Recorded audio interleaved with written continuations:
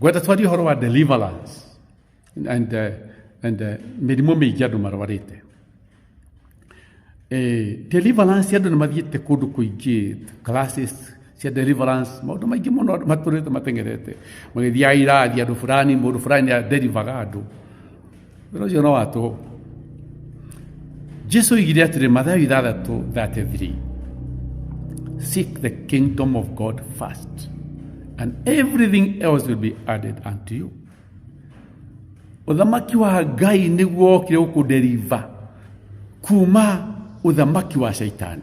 Uthamaki wa Ngai niguo wokire gukuhonia tondu mirimu mingi ukite ni undu wa uthamaki wa shaitani. Na thini wa John 8:31-32, if you abide in my teachings, abide, you will know the truth and the truth will make you free. Deliverance yokaga ni undu wa ma iria ukwirwo warumirira wa abide na wathikira watho wa Ngai. The kingdom business is about the laws, and you start with the simplest laws. One of them is the Sabbath. Observe the Sabbath day and keep it holy.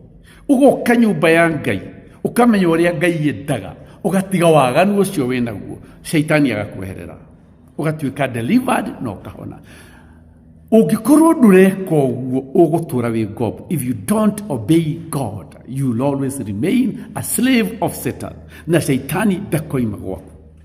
If you don't obey these simple laws of God, this church belongs to Jesus.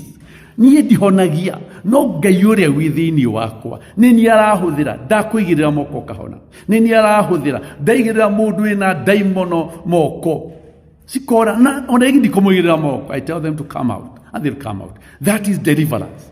No gutire kirathi ona kimwe thino na maundu mo mothe murero ati gadathie kirathi maandiko maingi ni mundu na sacrifices. Zero work.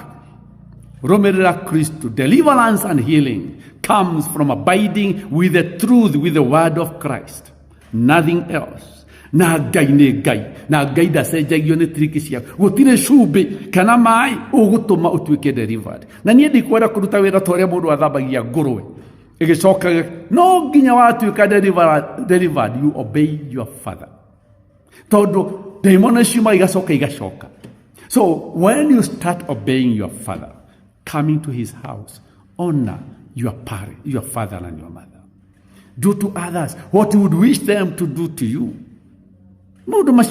Forgive and you'll be forgiven. If you harbor unforgiveness, if you harbor anger, jealousy, bitterness, you will never be delivered. Deliverance comes with decisions, hard decisions that you have to make, because God has said you do it, nothing else. These other teachings that we are being taught all over and giving out everything you have is zero work.